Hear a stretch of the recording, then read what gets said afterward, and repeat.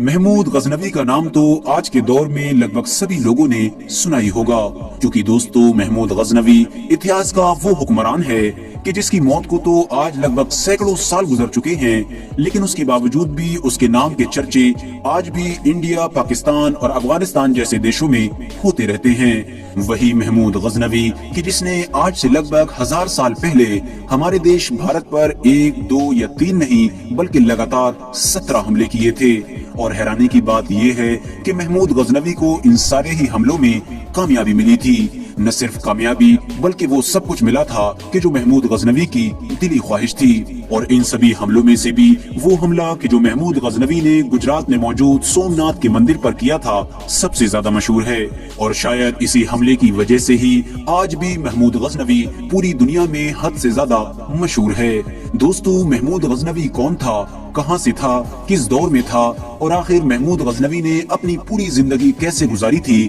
یہی ساری چیزیں آج کی اس ویڈیو میں ہم آپ کو بتانے والے ہیں۔ ساتھ ہی ساتھ ہم آپ کو یہ بھی بتائیں گے کہ آخر محمود غزنوی سے جڑی سومناتھ کے مندر کی اس کہانی کی سچائی کیا ہے۔ اور آج کی اس ویڈیو میں آپ لوگ نہ صرف محمود غزنوی کی زندگی کے بالکل آخری پلوں کے بارے میں جانیں گے، بلکہ ساتھ ہی ساتھ ہم آپ کو افغانستان میں موجود محمود غزنوی کی قبر سے جڑے ایک ایسی راز کے بارے میں بتائیں گے کہ جسے سن کر آپ لوگ ضرور حیران ہو جائیں گے۔ تو دوستو سب سے پہلے تو ہم آپ کو یہ بتاتے چلیں کہ محمود غزنوی کی یہ کہانی شروع ہوتی ہے آج سے لگ بھگ 1100 سال پہلے، کہ جب آج کے دور کے ایران، افغانستان، پاکستان اور ازبکستان جیسے دیشوں پر ایک مسلم سلطنت قائم تھی، جس سلطنت کو سامانید سلطنت کے نام سے جانا جاتا تھا۔ دوستو جب یہ سلطنت اپنے آخری دنوں میں کمزور ہونا شروع ہوئی تو اس کے لگ بھگ سارے ہی گورنروں نے اپنی اپنی آزادی کا اعلان کر دیا۔ اس سلطنت کا ایک گورنر کہ جس کا نام سبکتگین تھا اور جس کے انڈر میں غزنی کا علاقہ آیا کرتا تھا، اس نے بھی یہ حالت دیکھ کر اپنی آزادی کا اعلان کر دیا، اور اس طرح سے سبکتگین نام کے اس عام گورنر نے اپنی ایک چھوٹی سی سلطنت کی بنیاد رکھی، جو آگے چل کر پورے اتہاس میں غزنوی سلطنت کے نام سے مشہور ہوئی۔ اور یہی وہ سبکتگین تھا کہ جس کے بیٹے کو آج پوری دنیا محمود غزنوی کے نام سے جانتی ہے۔ دوستو جس دور میں سبکتگین نے غزنی سلطنت کی گدی سنبھالی تھی، اس دور میں محمود غزنوی کی عمر بہت کم تھی۔ یہی وجہ ہے کہ سبکتگین نے شروع سے ہی اپنے بیٹے کی جنگی تربیت پر فوکس کیا، کیونکہ سبکتگین چاہتا تھا کہ جس چھوٹی سی سلطنت کی میں نے بنیاد رکھی ہے، اس سلطنت کو میرا بیٹا اپنی محنت اور ہوشیاری کے بلبوتے پر اتنی اونچائیوں تک لے کر جائے کہ آنے والے دور میں میری سلطنت اتہاس میں ہمیشہ ہمیشہ کے لیے مشہور ہو جائے۔ اور یقیناً محمود غزنوی بھی اپنے والد یعنی فادر کی امیدوں پر کھرا اترنا چاہتا تھا۔ یہی وجہ ہے کہ اتہاسکار لکھتے ہیں کہ 20 سال کی عمر ہونے تک محمود غزنوی اتنا زیادہ قابل ہو چکا تھا کہ کوئی بھی بڑے سے بڑا فوجی بھی اس سے مقابلہ نہیں کرنا چاہتا تھا۔ بلکہ تاریخ پنجاب میں تو یہ بھی لکھا گیا ہے کہ محمود غزنوی جنگ میں جن ہتھیاروں کو استعمال کیا کرتا تھا، ان ہتھیاروں کو کوئی دوسرا عام فوجی استعمال نہیں کر پاتا تھا، کیونکہ وہ ہتھیار حد سے زیادہ بھاری ہوا کرتے تھے۔ دوستو اب دھیرے دھیرے محمود غزنوی نے اپنے فادر کے ساتھ لگ بھگ سبھی جنگوں میں شامل ہونا بھی شروع کر دیا تھا۔ لیکن دوستو محمود غزنوی کی زندگی کا سب سے بڑا امتحان اس وقت ہوا کہ جب سبکتگین نے اپنے پڑوسی راجا کی سلطنت پر حملہ کیا، اور یہ پڑوسی راجا کوئی اور نہیں بلکہ ہمارے دیش بھارت کا راجا تھا، جس کو آج کے دور میں ہم سب لوگ جے پال کے نام سے جانتے ہیں۔ سبکتگین کے حملے کے جواب میں جے پال بھی ایک بڑی فوج لے کر مقابلے کے لیے نکل پڑا۔ دونوں فوجوں میں بڑی زبردست جنگ ہوئی، اور اس جنگ میں محمود غزنوی نے بھی اپنے آپ کو ثابت کرنے میں کوئی کسر نہیں چھوڑی۔ لیکن دوستو جے پال کی فوج کے ساتھ سب سے زیادہ پریشانی کی بات یہ تھی کہ جس علاقے میں یہ جنگ لڑی جا رہی تھی وہ حد سے زیادہ ٹھنڈا علاقہ تھا، اور جے پال کی فوج میں زیادہ تر سینک ایسے تھے کہ جو ٹھنڈ برداشت کرنے کی قابلیت نہیں رکھا کرتے تھے، جس کی وجہ سے جے پال کی فوج محمود غزنوی کی فوج کے سامنے زیادہ دیر نہ ٹک سکی، اور مجبوراً جے پال کو سبکتگین سے یہ درخواست کرنا پڑی کہ آپ 10 لاکھ درہم کے بدلے ہم لوگوں سے صلح کر لیجئے۔ سبکتگین اس بات پر فوراً راضی ہو گیا، لیکن اس کا بیٹا محمود غزنوی یہ صلح کرنے کے لیے کسی بھی حال میں تیار نہیں تھا۔ سبکتگین بھی اپنے بیٹے کے انکار کرنے کی وجہ سے کچھ دیر کے لیے سوچ میں پڑ گیا تھا، لیکن اسی بیچ میں اچانک سے جے پال کی فوج کا ایک ایلچی آیا اور اس نے سبکتگین کو یہ مشورہ دیا کہ آپ کو چاہیے کہ آپ فوراً یہ صلح کرنے کے لیے راضی ہو جائیں، کیونکہ راجپوتوں کے یہاں یہ رسم ہے کہ جب بھی ان کے سامنے ایسے حالات آتے ہیں تو وہ اپنے بیوی بچوں کو قتل کرنے کے بعد خود میدان جنگ میں دشمن کے سامنے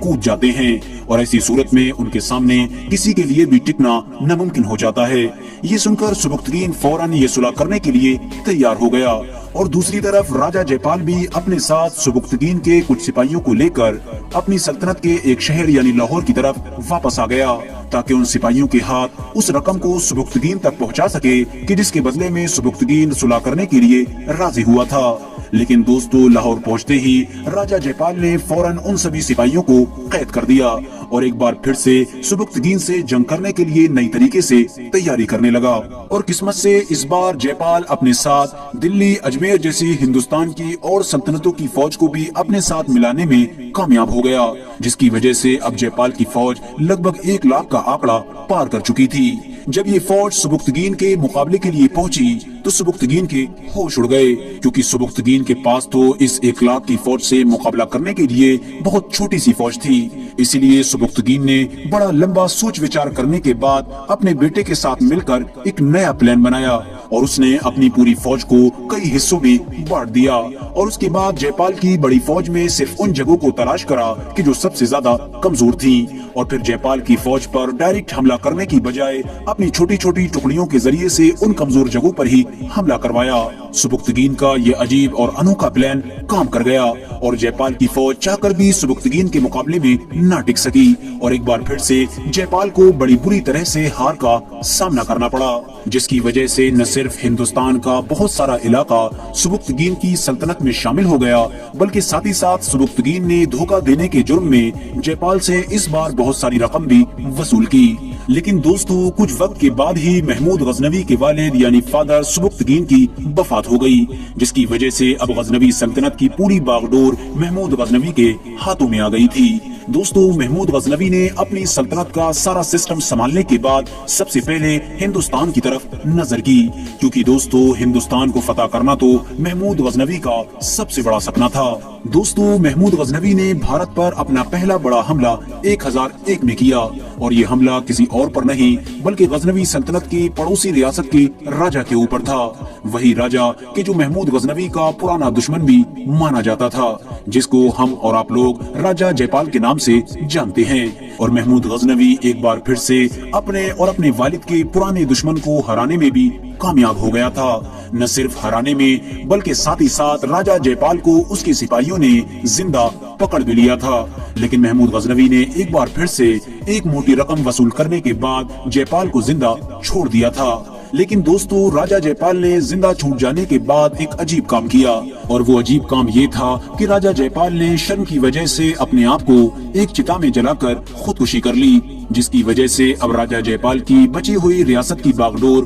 اس کے بیٹے یعنی آنند پال کے قبضے میں آ گئی تھی۔ آنند پال اپنے والد یعنی فادر جے پال کی موت کی وجہ سے بہت زیادہ غصے میں آ چکا تھا، جس کی وجہ سے وہ کسی بھی حال میں محمود غزنوی سے اپنا حساب چکتا کرنا چاہتا تھا، اور اسی وجہ سے اس نے محمود غزنوی کے اوپر کئی بار حملہ کیا۔ لیکن دوستو، پہلے کی طرح ہر بار آنند پال کو محمود غزنوی کے مقابلے میں ہار کا ہی سامنا کرنا پڑا۔ لیکن پھر آخرکار 1008 میں آنند پال نے ایک بڑی جنگ کرنے کا فیصلہ کیا، اور اس جنگ سے پہلے آنند پال نے وہ تیاری کی کہ جس کی شاید محمود غزنوی نے کبھی امید نہیں کی تھی۔ آنند پال نے اپنے ساتھ ہندوستان کی بہت ساری سلطنتوں کو ملا لیا، جن میں دلی، کنوج، گوالیار اور اجمیر جیسی بڑی بڑی ریاستیں بھی شامل تھی۔ اس بڑی فوج کے ہتھیاروں کا انتظام کرنے کے لیے اب پیسوں کی بھی سخت ضرورت تھی، جس کی وجہ سے اس دور کی ہندوستان کی بہت ساری عورتوں نے اپنا زیور بیچ بیچ کر اس بڑی فوج کے لیے ہتھیاروں کا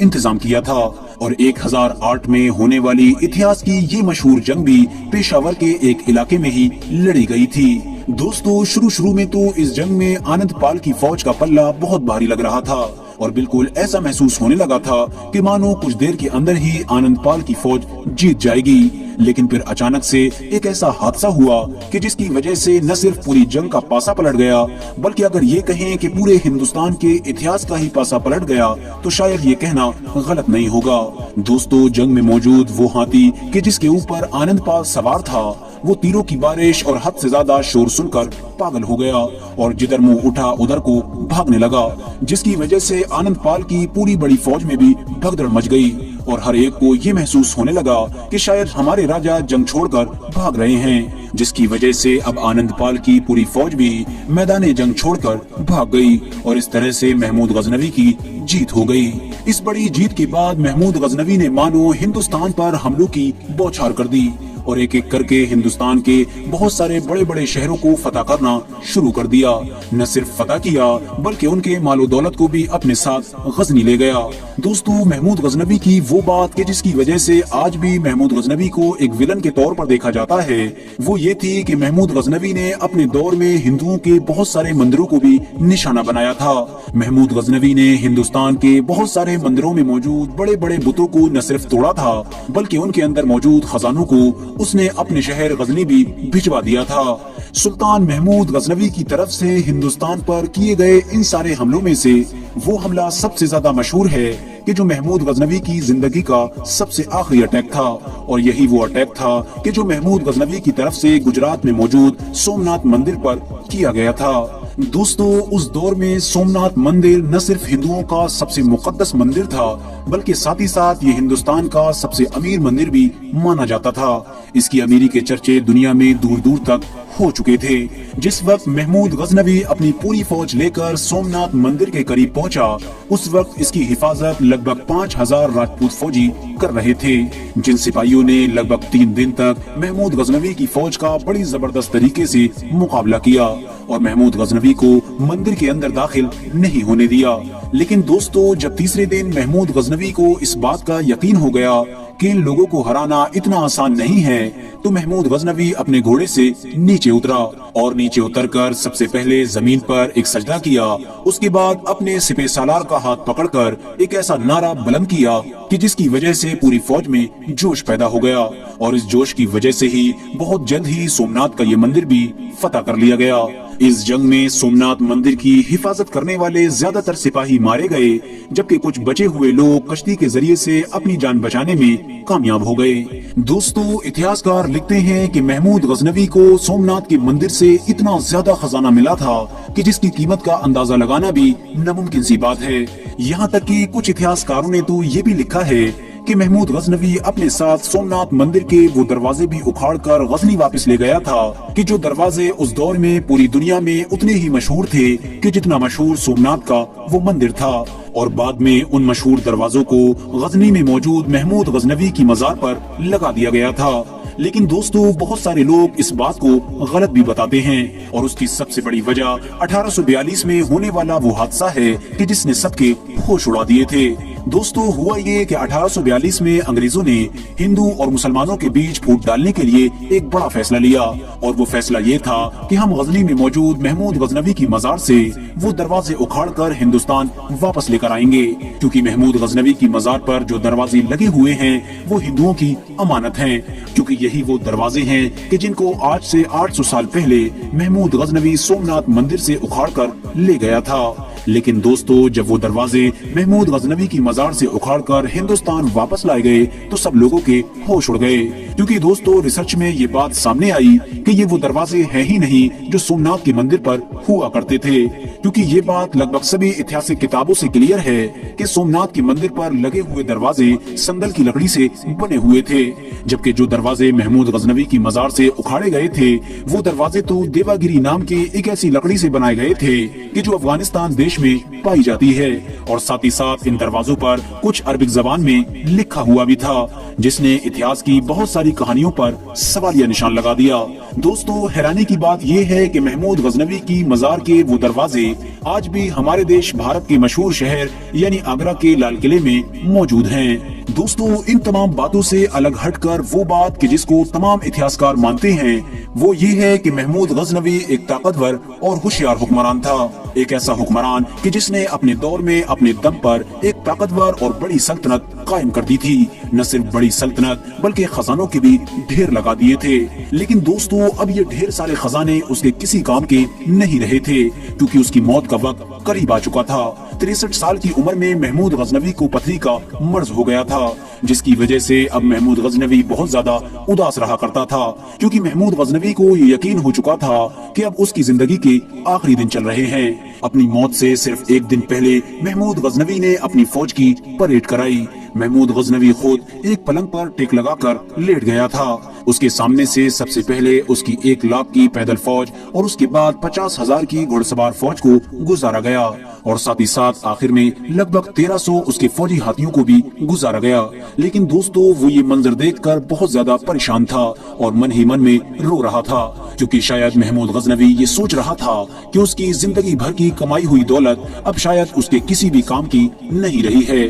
آخرکار 29 اپریل 1030 کو 63 برس کی عمر میں محمود غزنوی کا انتقال ہو گیا۔ محمود غزنوی کی قبر آج کے دور میں افغانستان کے غزنی شہر میں موجود ہے۔ یہ وہی مقبرہ ہے کہ جس کے بارے میں ہم آپ کو پہلے بھی بتا چکے ہیں کہ اس کے اصلی گیٹ آج ہمارے دیش بھارت کے مشہور شہر یعنی آگرہ کے لال قلعے میں محفوظ ہیں۔ فی الحال دوستو آج کی اپنی ویڈیو کو ہم یہیں پر ختم کرتے ہیں۔ ویڈیو پسند آنے پر نہ صرف ویڈیو کو لائک کریں بلکہ اپنے فرینڈز کے ساتھ بھی ضرور شیئر کریں، اور اسی طرح کی نالجیبل اور ہسٹوریکل ویڈیوز ہمیشہ دیکھنے کے لیے ہمارے اس چینل کو سبسکرائب کر کے ساتھ ہی میں بیل آئیکن کو بھی پریس کر دیں۔